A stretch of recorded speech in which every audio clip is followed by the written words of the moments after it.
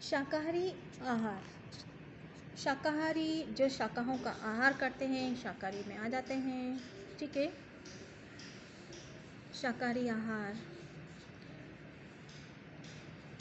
शाकाहारी आहार मुख्यतः वनस्पति जन्य खाद्य पदार्थों पर निर्भर होता है, जैसे खाद्यान्न, सब्जियां, फल, बीज, सूखे मेवे।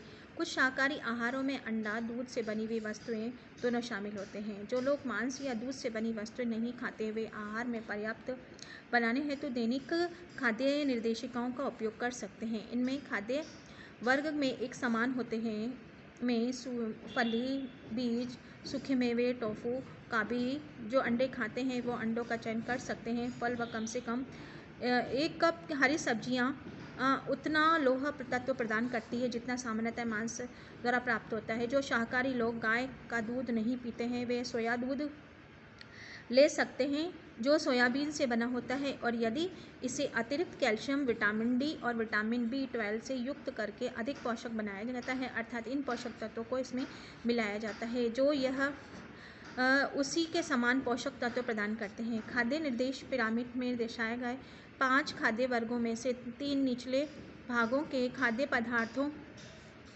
पर अधिक बल दिया गया है। इनमें से प्रत्येक खाद्य पदार्थों के लिए आवश्यक सभी पोषक तत्व प्रदान न करने केवल पोषक तत्व प्रदान करते हैं। एक वर्ग के खाद्य पदार्थ अन्य वर्ग के खाद्य पदार्थों की जगह प्रयुक्त नहीं किए जा सकते हैं। कोई भी एक वर्ग दूसरे से अधिक महत्वपूर्ण नहीं है, मतलब सभी वर्ग महत्वपूर्ण हैं। हमारे भोजन में सभी जो पूरा वर्ग दिया हुआ है उसमें से हमें उसमें शामिल करना चाहिए हमारे भोजन में। ठीक है। कुछ स्वास्थ्य के लिए आपको इन सब की आवश्यकता होती है। पिरामिड वह रूपरेखा है जो बताती है कि आपको प्रतिदिन क्या खाना चाहिए। बिल्कुल सही नुस्खा नहीं है, बल्कि एक सामान्य दिशा निर्देश है। अब ये बात आ रही है, ये दिशा निर्देश है। अब इसमें यह है कि आपकी इच्छा है आप वो खाइए, ठीक है, लेकिन ये दिशा निर्देश हैं कि आपको इसके तहत आपको जिसको बिल्कुल कुछ पता नहीं है वो थोड़ा सा इसको फॉलो कर सकता है, जिससे आपको उसके सही स्वास्थ्यवर्धक आहार का चयन करने में सहायता मिलती है। पिरामिड में विभिन्न प्रकार के खाद्य पदार्थों की सलाह दी जाती है ताकि आपको आवश्यक पोषक तत्व मिले और साथ ही उपयुक्त वजन बनाए रखने के लिए सही मात्रा में कैलोरी भी मिले। आपका जो वजन का निर्धारण होता है वो भोजन के ऊपर ही डिपेंड करता है ना। आप अच्छे संतुलित भोजन लेंगे तो आपका शरीर स्वस्थ रहेगा और हर कार्य को आप अच्छे से कर पाएंगे। अब बात आ रही है किशोरावस्था में आहार संबंधी पैटर्न। किशोरावस्था में आहार में क्या क्या अभी आप लोगों को किस तरह का भोजन में ज़्यादा विशेष रूप से करना चाहिए। किशोरावस्था के स्वास्थ्य व गुणवत्ता के लिए स्वास्थ्यवर्धक भोजन खाना महत्वपूर्ण है। किशोरों के पोषण संबंधी आवश्यकता अत्यंत भिन्न होती है, लेकिन सामान्यतः वय संधि यौवना आरंभ के दौरान तीव्र वृद्धि शारीरिक संरचना में परिवर्तन के कारण ये बढ़ जाती है। समग्र भावनात्मक शारीरिक स्वास्थ्य सुनिश्चित करने के लिए पर्याप्त पोषण महत्वपूर्ण है। खान पान संबंधी अच्छी आदतों से भविष्य में मोटापा, हृदय संबंधी रोग, कैंसर, मधुमेह जैसे चिरकाए रोगों से बचा जा सकता है। पोषक तत्व अंतर्ग्रहण संबंधी अध्ययनों से पता चला है कि किशोरों में निर्धारित मात्रा में कम मात्रा में विटामिन ए, थायमिन, लोह तत्व, कैल्शियम लेने की संभावना अधिक रहती है। वर्तमान में इतना इष्टतम माना गया है कि इससे अधिक मात्रा में वसा, शर्करा, प्रोटीन, सोडियम लेते हैं।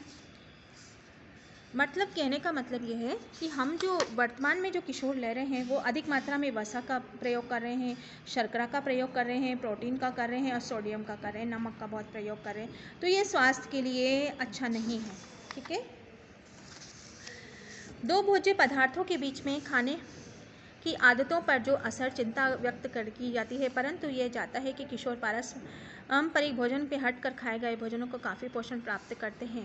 वे अधिक मात्रा में ऊर्जा, प्रोटीन खाने वाले पदार्थों का आमतौर पर चुनते हैं। इसमें पूरक रूप से सब्जियां, फलों और खाद्य पदार्थों उत्पादों पर बल दिया जाना अति आवश्यक है। मतलब जो भी आप भोजन ले रहे हैं, किशोर ले रहे हैं, उसमें उन्हें ये जो ऊर्जा का सामान ले रहे हैं वो अच्छी बात है, लेकिन उन्हें अपने भोजन के अंदर सब्जी और फलों को भी अवश्य शामिल कर लेना चाहिए। किशोरों के खान पान संबंधी सामान्य आदतें क्या हैं, इन्हें पहचानना क्यों आवश्यक है। उन्हें आहार पैटर्न में समझने में से हमें आहार की पोषण संबंधी पर्याप्तता का बेहतर मूल्यांकन करने में और सुनिश्चित करने में भी स्वास्थ्य कुशलता हेतु न्यूनतम आवश्यकता की कर सकते हैं, सहायता मिलती है। सामान्यतः खान पान संबंधी सनक में भोजन न करना, नियमित रूप से फास्ट फूड खाना, फल सब्जियां न खाना, बार बार नाश्ता, स्नैक लेना, डाइटिंग के लिए के शामिल करना, इन सभी मुद्दों को अलग अलग संबंधित करके सुनिश्चित कर सकते हैं कि आप पोषण संबंधी न्यूनतम आवश्यकता को पूरा कर रहे हैं।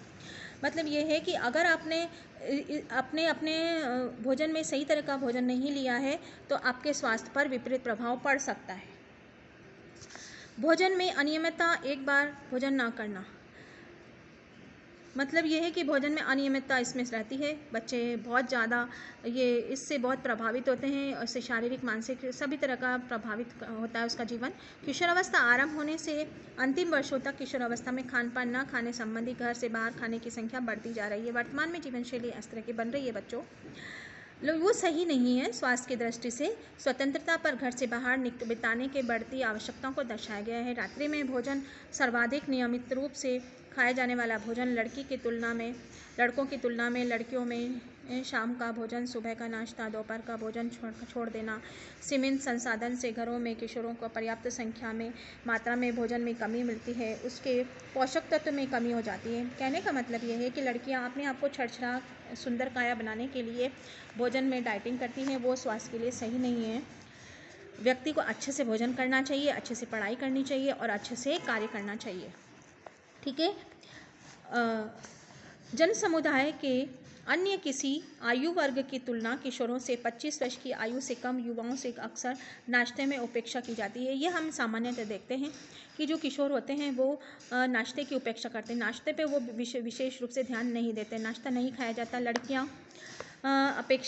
लड़कों की अपेक्षा लड़कियां नाश्ता कम करती हैं। इसका संभावित कारण है पतला रहने की कोशिश करना, बार बार डाइटिंग करने के लिए प्रयास करते रहना। बहुत सी किशोर या लड़कियां मानती है कि नाश्ता दोपहर का भोजन नहीं खाएंगी तो वो वजन नियंत्रित कर सकेंगी। वास्तव में ऐसा प्रयास बिल्कुल भी विपरीत प्रभाव डालता है बच्चों।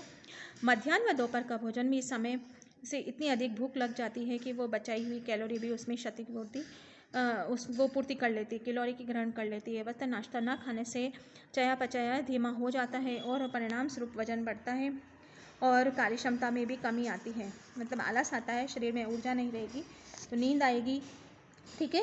और जो सोचा है कार्य नहीं करेगा, शरीर कार्य नहीं कर पाएगा। स्वल्पाहार स्नैकिंग किशोरों के लिए शायद जीने का एक तरीका जरूर नहीं है, ये खराब आदत भी हो सकती है। विशेष तौर पर सक्रिय बढ़ते हुए किशोरों में यह ऊर्जा के स्तर को बनाए रखने में सहायता करता है।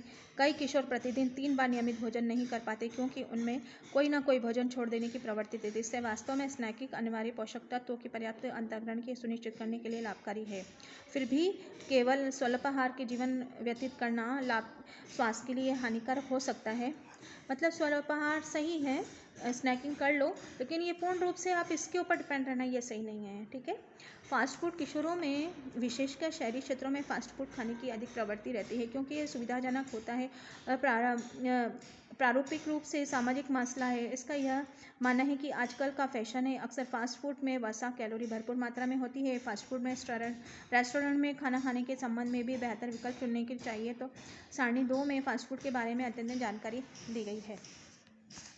डाइटिंग के बारे में बात कर लेते हैं। डाइटिंग किशोरों में मोटापा एक गंभीर समस्या बनती जा रही है। संपूर्ण समुदाय में शरीर के आदर्श वजन बनाए रखने के लिए हस्तक्षेप किए जाने की आवश्यकता है। ऐसा नहीं किया जाना था उसमें 80% लोग व्यस्त होने पर सामान्य से अधिक मोटे हो जाएंगे। इसमें उन्हें डायबिटीज़, उच्च रक्तचाप, उच्च कोलेस्ट्रॉल, स्लीप एपनिक, सोते समय श्वास संबंधी रोग, कई चिकित्सा संबंधी समस्याएं उत्पन्न हो जाती है। मतलब ये है कि बहुत ज़्यादा गंभीर स्थिति अगर हम ध्यान नहीं देंगे तो ये स्थिति किशोरों के समय आ सकती है।